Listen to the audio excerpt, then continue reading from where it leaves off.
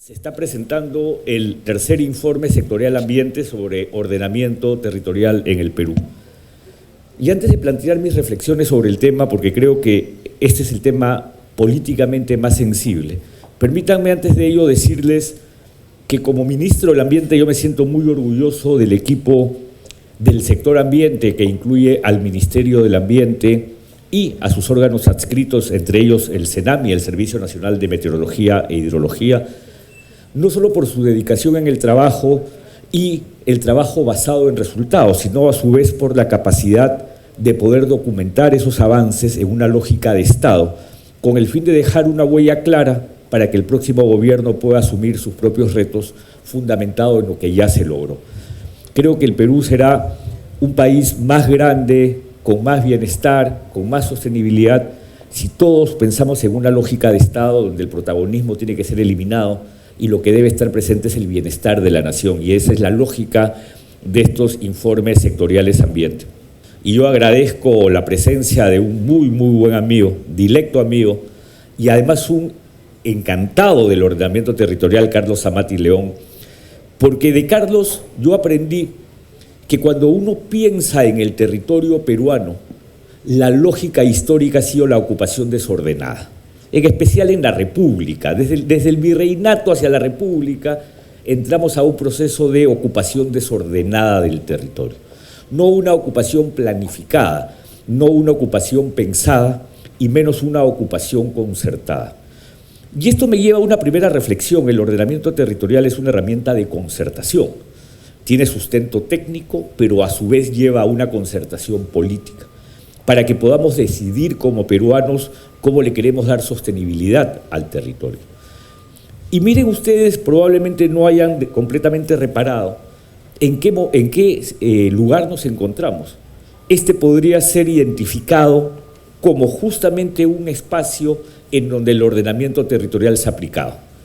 Un espacio recreativo, un espacio de investigación, un espacio de educación, un espacio de prácticas ambientales como la de segregación de residuos, un espacio académico para actividades de distinta naturaleza, todo en un solo lugar. Además, hecho de tal manera que estamos en la costa, hemos utilizado fundamentalmente materiales de la costa como el bambú, no necesitamos de energía eléctrica, no necesitamos de aire acondicionado, fuera del bambú hace calor y aquí estamos bastante frescos. Ese es el ordenamiento territorial, esa capacidad de ordenar el territorio desde nuestro potencial, aprovechar las mayores potencialidades y obtener los mayores beneficios compatibles. Y creo que ese es un elemento central que tenemos que tener siempre en cuenta. ¿Y por qué planteo ello?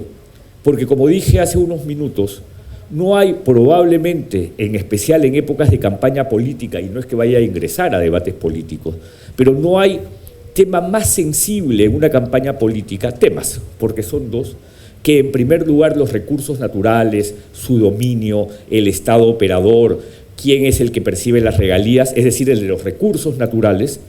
Hemos visto en esta campaña el tema de hasta la última partícula para el Perú, hay que renegociar los contratos de gas, hay que subir las regalías, hay que hacer esto, hay que meter a Petroperú operador, no hay que meter a Petroperú operador.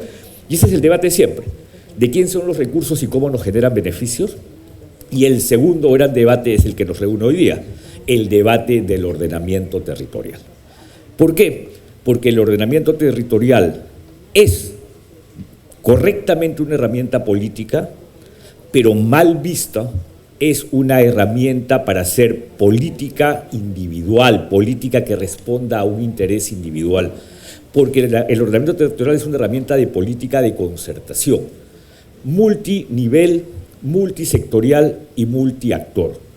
Es decir, desde el ordenamiento territorial tenemos que lograr involucrar a los distintos actores, en especial a los que habitan en el territorio, y estos pueden ser organismos del Estado, poblaciones, sociedad civil organizada, empresa privada, grupos de interés, todos concertando. El ordenamiento territorial es un espacio de coordinación multisectorial. Todos los sectores de una u otra manera tenemos que contribuir, como lo dijo Fernando, al ordenamiento territorial desde sus propias capacidades y experiencia. y es definitivamente una herramienta de coordinación multinivel, gobierno nacional, gobiernos regionales y gobiernos locales, porque eso nos lleva de la zonificación y el ordenamiento macro a la zonificación y al ordenamiento micro. Y ese es el gran reto que tenemos. Y para ello necesitamos una concertación y diálogo, y no un mal uso político de la herramienta. Es por ello que aun cuando en la presentación de estos libros a mí no me corresponde hacer una presentación con algunas diapositivas, esta vez sí me he atrevido a hacerlo porque quiero compartir con ustedes algunos elementos conceptuales, refiriéndome en primer lugar a lo que son los grandes mitos alrededor del tema del ordenamiento territorial, pero a su vez destacando los grandes logros, que es lo que quiero señalar ahora. Vamos entonces a eliminar algunos de los mitos que sobre el ordenamiento territorial se plantean. En las últimas semanas han habido muchos artículos sobre el tema del ordenamiento territorial y hay una afirmación muy interesante que considero que es absolutamente incorrecta.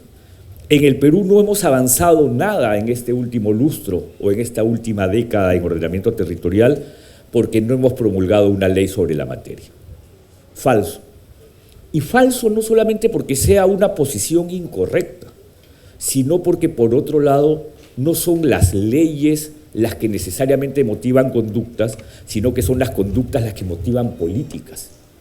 Fernando Neira nos ha hecho una presentación de todo el avance, yo voy a hacer al final un resumen de todos los logros en ordenamiento territorial, que obviamente se han hecho sobre un marco legal de competencias, un marco que está contenido en la Ley General del Ambiente, en su momento el Código del Medio Ambiente, que está contenido en la Ley de Creación del Ministerio del Ambiente y en un conjunto de otras normas que regulan la materia y que nos han permitido avanzar. Suponer que solamente vamos a poder reconocer al ordenamiento territorial porque dictamos una ley es llevar siempre ese principio de legalismo al extremo. Si no hay ley, entonces no existe. Y claro, esta es una posición motivada por el hecho de la discusión política. Quién presenta la ley, cómo se negocia, cómo se discute. Y la verdad de las cosas muestra que sobre ordenamiento territorial efectivamente hay proyectos de ley en el Congreso. El problema es que creo que hay 4, 5, 9, o sea, a lo largo de la historia deben ser 9 proyectos de ley, porque cada quien presenta su proyecto de ley en función a sus intereses. Si esperásemos que la ley nos estableciese el cómo hacerlo, hoy día no podríamos presentar esta publicación de cuánto hemos avanzado y cuánto nos estamos orientando al ordenamiento territorial. Y lo que lleva a un segundo mito en relación a este tema, esta ley de promoción de las inversiones, la 3230, que creo que es de junio o julio del año 2014, nos ha quitado la competencia. Por lo tanto, no es el MINAM el competente.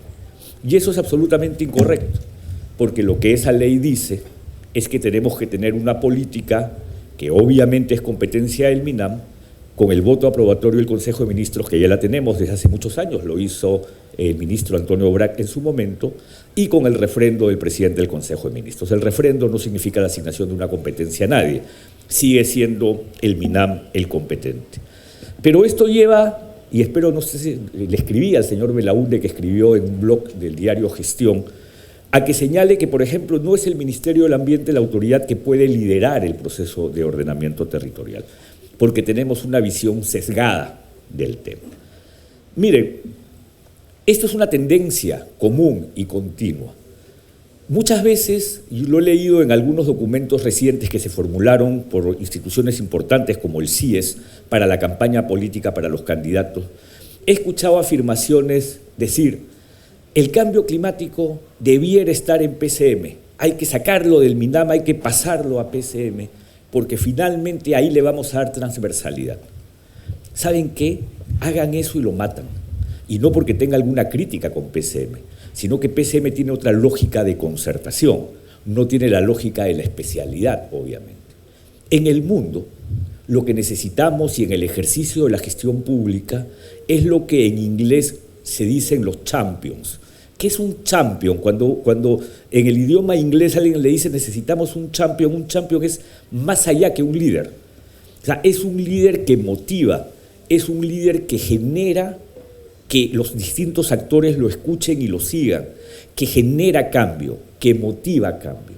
Y si nosotros nos ponemos a pensar en el cambio climático, yo me siento muy orgulloso como ministro por el sector ambiente, que haya sido el sector ambiente el champion del cambio climático, que haya sido el sector ambiente el champion de generar un debate que ha llevado a un acuerdo de tal magnitud e importancia como el Acuerdo de París.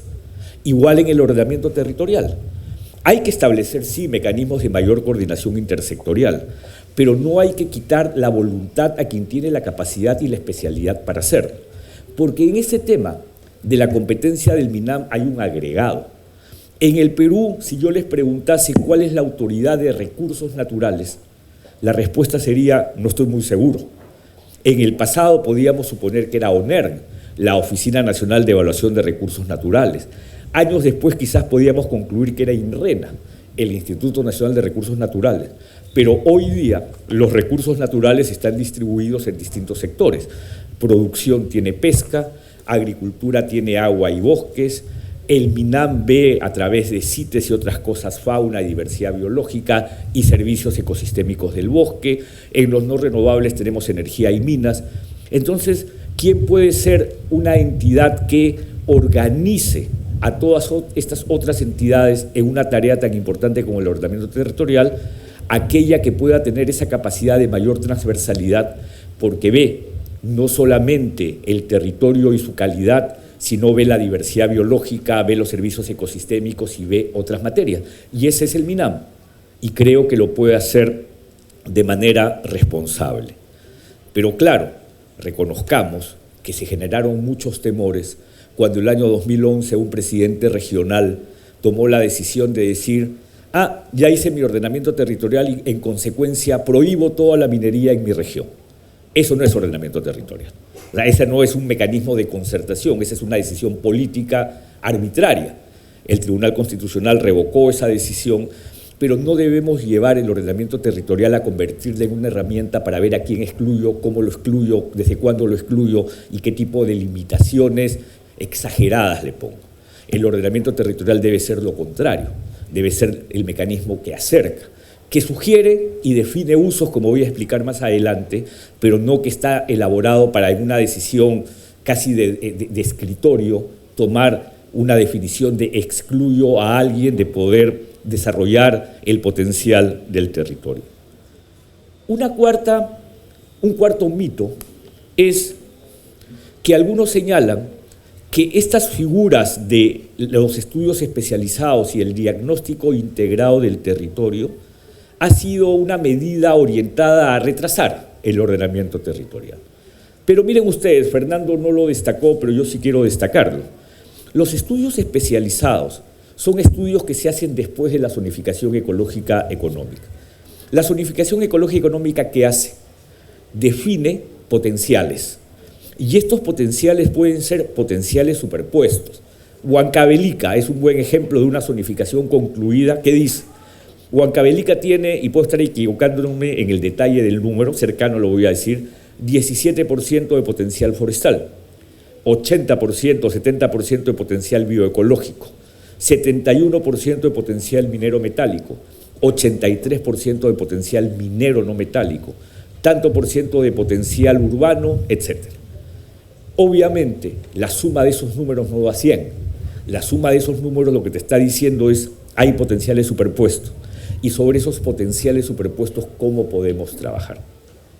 Pero la definición de un potencial no es suficiente. Yo puedo tener un potencial que lamentablemente no voy a poder explotar si no considero algunos elementos adicionales.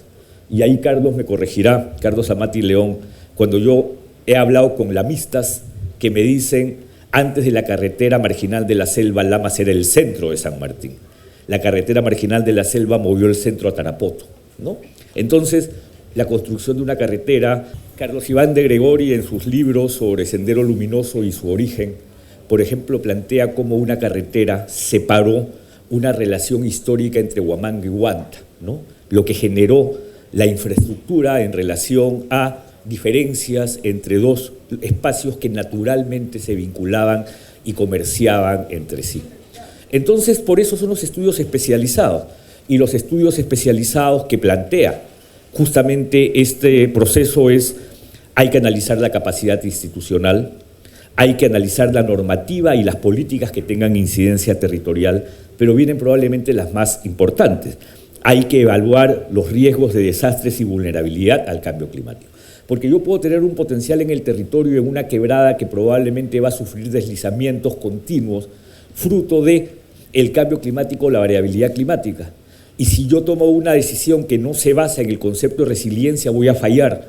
Por eso hoy día se habla de infraestructura resiliente al cambio climático, porque lo que tengo que considerar son los efectos continuos de esta situación y cómo puedo establecer prácticas que permitan que esa infraestructura, que ese grupo humano, que esa actividad económica, que esa práctica se mantenga en el tiempo. Análisis de servicios ecosistémicos, dinámicas económicas regionales. Por ejemplo, ¿cuál es la dinámica económica de Madre de Dios frente a una actividad como la minería ilegal e informal que la queremos erradicar? Pero tenemos que considerar que hay una dinámica regional. Y esa dinámica regional nos permitirá tomar mejores decisiones alrededor del tema del territorio. Análisis de los cambios en el uso y cobertura del suelo, que salió recientemente en los lineamientos de cómo se hace. Si yo tengo la zonificación que determina las potencialidades, luego volteo y digo, a ver, ¿cuánto de estas potencialidades coinciden con lo que ya se vino haciendo cuando cambié el uso del suelo o cuando lo destiné a una práctica determinada? Y me permitirá sacar lecciones para mejorar la manera como accedemos al aprovechamiento del potencial del territorio. Análisis de ecosistemas y hábitat marino-costero es el último estudio especializado. Entonces, todo lo contrario, la manera como los estudios especializados complementan la zonificación ecológica es la mejor manera de evolucionar hacia un verdadero plan de ordenamiento territorial. Un quinto mito es que no contamos con los recursos, y eso lo voy a señalar más adelante. Y la sexta y la séptima son probablemente las más importantes. El ordenamiento territorial es la única herramienta para organizar el territorio, y la zonificación ecológica y económica y el ordenamiento territorial no funcionan porque no son vinculantes. El ordenamiento territorial debiera otorgar derechos. Gran y mayúsculo error que desvirtúa la herramienta. Si uno se pone a pensar de la cantidad de instrumentos valiosos para organizar el territorio, miren ustedes todos los que existen. El acondicionamiento territorial, que es una herramienta fundamentalmente urbana. La demarcación territorial, que es una herramienta de definición de límites físicos en el territorio, entre distritos, entre provincias, entre departamentos. El ordenamiento sectorial, que es el que realiza, por ejemplo, CERFOR cuando declara bosques de producción permanente, CERNAM cuando declara áreas naturales protegidas, y todos los organismos, Perupetro cuando define lotes de hidrocarburos, hace de una u otra manera un ordenamiento sectorial. La zonificación, que es urbana y que permite determinar los usos RI, que son los usos residenciales, comerciales o industriales de un distrito, la titulación en sí de comunidades campesinas y nativas y el saneamiento de predios que hace COFOPRI. Y todo esto enmarcado en un instrumento que se llama el ordenamiento territorial a su vez. Todos estos instrumentos tienen que hablar.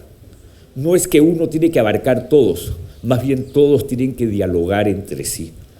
Cuando nosotros, yo no sé si ustedes han visto hace pocos días Tiempo de Viaje, cuando Rafa León está en Ecuador y uno ve Cuenca, cómo se ha organizado Cuenca.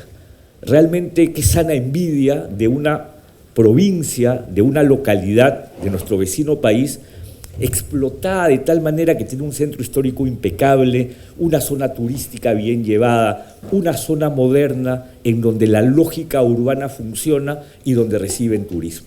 O sea, no hay esa ocupación desordenada del territorio, hay una organización planificada de lo que debiera ser. Pero me interesa en especial, y esto es bien conceptual, y espero poder transmitirles la idea que quería transmitir. Esta es la manera como se vincula el ordenamiento territorial. El mito y la falacia es que ese recuadro superior de su izquierda es una herramienta única, exclusiva y excluyente. Y eso es falso. Es una herramienta técnica y política que define potencialidades, que define usos, que identifica dinámicas, que se sustenta en la zonificación, los estudios especializados y el diagnóstico integrado del territorio, y que además es elaborado fundamentalmente por técnicos que conocen y dominan las variables diversas que tiene el territorio. Pero ese sustento técnico no puede ser vinculante per se. No es que digo, ya, está escrito en piedra y por lo tanto lo que definía ahí se hace sí o sí e incluso asigno derechos. El ordenamiento territorial es la herramienta técnica, no es la herramienta que asigna derechos. ¿Quién asigna derechos? Aquellos que tienen un ejercicio rector de política en distintas materias, aquellos que tienen competencias en el nivel regional, nacional, regional y o local, aquellos que están obligados a tomar decisiones políticas articuladas, y todo esto bajo la lógica del principio de legalidad. Lo que sí es importante considerar es que estas autoridades que están en el recuadro superior derecho tienen que conducir su decisión en base al ordenamiento territorial. Tienen que seguir las pautas que el ordenamiento territorial les sugiere. Pero pueden producirse situaciones en donde eventualmente van a diferir, para lo cual existen las herramientas de gestión. Hay una historia que contaba mucho un alemán que estaba trabajando el tema de ordenamiento territorial hace más de 10 años, que es lo que ocurrió en Hamburgo, cuando se decidió que Airbus, que tiene una planta en Hamburgo y creo que la otra en Lyon, iba a construir ya el Airbus 380, que es el avión más grande del mundo. Y las ciudades europeas, de las cuales los países son parte de Airbus porque es una empresa europea, competían entre sí para ver quién podía ser quien recibiese esa planta. Con todo lo que ustedes se pueden imaginar significa la planta de construcción del Airbus 380, deben ser miles de empleados, miles de tributos, miles de servicios, no tengo los datos. Entonces Hamburgo, que tenía su planta y hacía otro tipo de aviones Airbus, dijo, yo quiero, pero tengo un problema, tengo un humedal en el extremo donde debiera crecer mi planta, y el ordenamiento territorial me está diciendo que eso debe ser humedal. ¿Qué ocurrió en Alemania? Y esta es una historia absolutamente cierta. Se utilizó la otra herramienta de gestión que se llama compensación, naturaleza por naturaleza. Y se construyó un humedal muy cercano, que cumple el mismo valor ecosistémico, Airbus creció y la fauna se mantiene. Claro, uno podría decir Alemania no tiene los mismos niveles de fauna, es cierto, pero les quiero poner como ejemplo de cómo a veces puede haber una diferencia basada incluso en un fin superior, porque el Estado, o la provincia, no sé cómo llamarlo, Hamburgo, consideró que necesitaba hacer crecer esas instalaciones para el desarrollo de una actividad económica en beneficio de su gente. Y mostraba este alemán, por ejemplo, cómo cuando se construyó una carretera en algunos lugares de Alemania, donde podía estar perdiéndose conectividad de la biodiversidad, se construían puentes naturales para que la biodiversidad se conecte. Y se mostraban las fotos y era muy interesante ver esa experiencia alemana, que además puedo estar equivocándome, creo, es el padre del ordenamiento territorial. Creo que el ordenamiento territorial tiene un origen fundamentalmente alemán, ¿no? Hasta donde entiendo. Y claro, y todo esto debe estar acompañado, bueno, ¿y cuáles son esas herramientas? La evaluación ambiental estratégica, fundamental, es una herramienta central. El estudio de impacto ambiental por su carácter preventivo, la compensación de naturaleza por naturaleza para que la pérdida neta de biodiversidad sea cero. ¿No? Al final del día, cuando he seguido lo que se llama la jerarquía de mitigación, siempre voy a tener un impacto inevitable. Ese impacto inevitable hay que compensarlo y el resultado tiene que ser pérdida neta de biodiversidad cero. La retribución de servicios ecosistémicos, los planes concertados de desarrollo, las estrategias sectoriales, por ejemplo, la diversidad biológica, desertificación y sequía, cambio climático, la de agua, la de contingencias agrarias frente al fenómeno del Niño. O sea, toda esa planificación son herramientas que complementan la decisión de la autoridad que se conduce por el ordenamiento territorial. Y el cuarto recuadro es probablemente lo que menos hemos desarrollado. Al final, vamos a tener dificultades. Vamos a encontrarnos con potencialidades superpuestas sobre las cuales vamos a tener eventuales controversias, sobre las cuales hay que tomar decisiones. La pregunta es quién puede tomar esa decisión con credibilidad y transmitirle a la ciudadanía una dosis de confianza de que la decisión es la correcta, ¿no? Entonces, estos mecanismos para compatibilizar usos o solucionar controversias en casos de discrepancias o diferencias es lo que se debe hacer. En breve resumen, entonces, esto es el ordenamiento territorial, es todo eso. es la herramienta técnica acompañada de las otras herramientas. Y miren ustedes en un ejemplo concreto, ¿cómo funcionan las áreas protegidas? Las áreas protegidas funcionan con una parte técnica. La Universidad Nacional Agraria La Molina define sitios prioritarios para la conservación y lo hace continuamente. Esto se convierte en el plan director del Sistema de Áreas Naturales Protegidas. Si hay interés en un área determinada, el CERNAM hace su expediente técnico y ahí termina toda la fase técnica. Eso vendría a ser el ordenamiento territorial.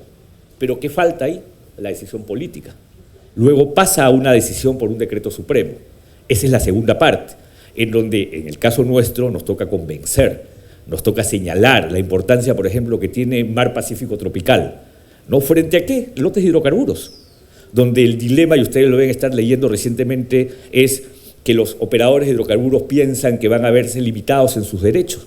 Entonces ahí viene la fase política, que es una fase de convencimiento. Y lograda la fase política, viene la fase de los usos de instrumentos, la compatibilidad, el estudio de impacto ambiental para tomar decisiones, el plan maestro, que también es una herramienta. Entonces todo eso es un ordenamiento territorial integrado de un tema llamado las áreas protegidas. Y así debiera ser todo. Así debiera ser en cultura, por ejemplo, que está un paso atrás frente a...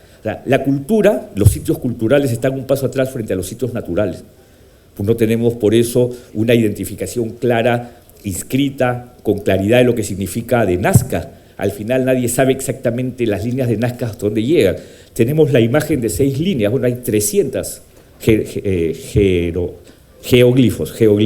Ayer no sé si vieron en las noticias uno que apareció nuevo, que era desconocido para la ciencia. Entonces tenemos que tener esta capacidad de tomar decisiones de esta naturaleza. Y culmino, y voy a ser muy breve porque me estoy extendiendo demasiado, as usual, que, vamos a la siguiente, que tenemos muchos logros, algunos han sido destacados. Teníamos 3 normas insuficientes sobre OT, ahora tenemos 13, pero no es que las normas cuenten, sino que tenemos claridad en el proceso. Guías metodológicas para, lineamientos para desastres naturales, lineamientos para cambio de uso del suelo, lineamiento para zonas marino-costeras, o sea, todo el proceso metodológico para ir adelante. Eso ha permitido que de 5 estudios que teníamos al 2011, ahora tengamos 13. A 47% del territorio tiene su zonificación ecológica, económica culminada, y eso contribuye al desarrollo local. Habían 42 proyectos de inversión pública, al 2011 ahora hay 141 proyectos de inversión pública. Estos proyectos de inversión pública eran de 25 millones de soles, ahora tenemos 144 millones de soles, es 500% casi de incremento en la inversión pública para el ordenamiento territorial. Tenemos imágenes satelitales y creo que, ¿cómo se llama la iniciativa? Hatoyama. Hatoyama del gobierno de Japón ha permitido que nosotros tengamos acceso a fotografías satelitales recientes. Y miren el nivel de ahorro, 3.600.000 soles de ahorro a los gobiernos regionales, y eso incluso ahora se va a ver mejorado cuando tengamos el satélite lanzado, que se estima va a ser en julio, vamos a tener información directa sobre el territorio. Tenemos lineamientos para el manejo integrado de zonas marino-costeras, a su vez tenemos información pública sobre cambios de la cobertura de bosques en distintos periodos actualizado al 2014, tenemos 6 estudios de condiciones de riesgo de desastres naturales que se colocan en la plataforma virtual llamado el Geoservidor. Tenemos ya también zonificación ecológica y económica, avances en 13 municipalidades provinciales. Hemos bajado de nivel de lo regional a lo provincial. Tenemos 3 programas presupuestales que tratan del tema. Estamos utilizando esta información para la iniciativa de ciudades sostenibles, que es fundamental para tener este tipo de ambientes en nuestras ciudades. Hay un app para el teléfono móvil, para el smartphone, que lo pueden bajar, sobre información del geoservidor. ¿Cómo se llama el app? Geoservidor, lo pueden bajar y ver ahí mapas desde su teléfono. Tenemos un conjunto de informes técnicos variados, todos a disposición en la web del MINAM, y tenemos reconocimiento por la asistencia técnica brindada a los gobiernos regionales e incluso otros gobiernos subnacionales.